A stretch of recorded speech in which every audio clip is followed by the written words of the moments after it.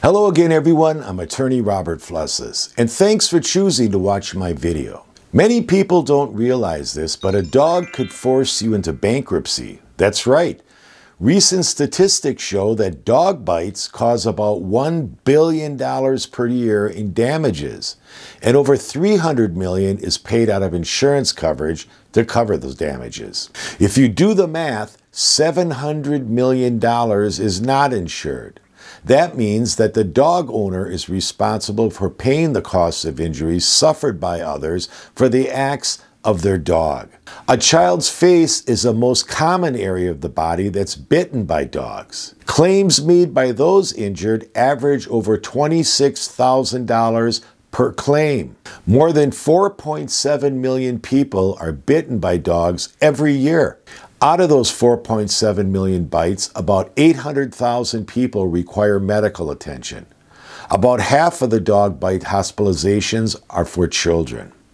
Senior citizens are the second most treated for dog bites.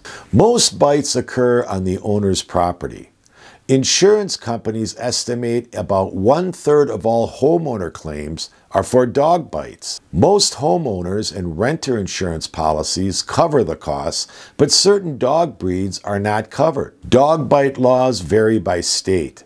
There are 3 types of laws that will impose liability on the dog owner. One is by statute. This imputes automatic liability for injury or property damage caused by a dog. 2, in some states, the first bite doesn't hold the owner liable, but if the dog exhibits viciousness, then an owner can be held liable. 3rd, if a dog owner is negligent, meaning they were unreasonably careless in controlling their dog, then the owner becomes liable. Check the laws in your state to be sure. If you need to have your insurance company defend a dog bite lawsuit, if the insurance company covers the injured person's claim, you may still have a high deductible that you'll be obligated to pay for. If you have no insurance and a claim is made and a judgment is granted against you for thousands of dollars, that's where you may have to eliminate that debt using bankruptcy. However, there are legal defenses to liability, like when someone was trespassing or they provoked the dog. Police dogs performing their duties are excluded from dog bite laws. There are some courts that have found liability when a dog doesn't break skin, like biting a person's clothing, causing them to fall and get injured. In some states, the injury must be severe before an injured person can sue for damage. Another state allows lawsuits if a dog causes worry to another or chases a person. Well, most dog bite cases get settled out of court by the insurance company or the dog's owner. This is what you should do if you are bit by a dog. If the dog bites you in the presence of the owner, obviously get the owner's name and phone number.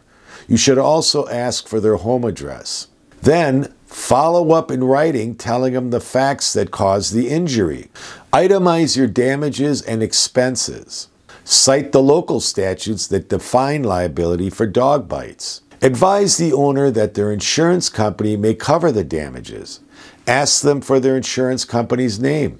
Ask them to contact you to settle the matter, but let them know that if you don't hear from them by a date certain, that you'll file a lawsuit against them. Reasonable dog owners understand that they'll have to cover the damages and they'll cooperate. But there are some people out there that won't cooperate with you.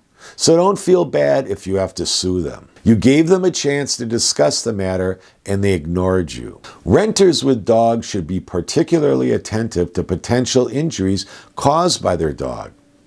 Many renters do not have the proper insurance to cover injuries caused by their dog.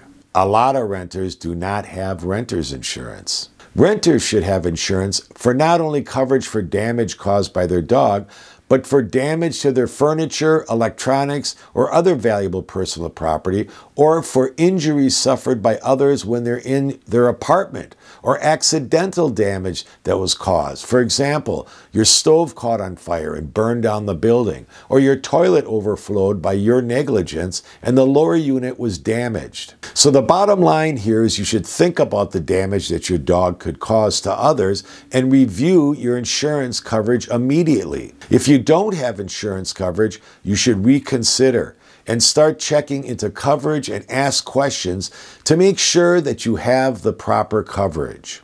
I'm attorney Robert Flessis, and thanks for watching.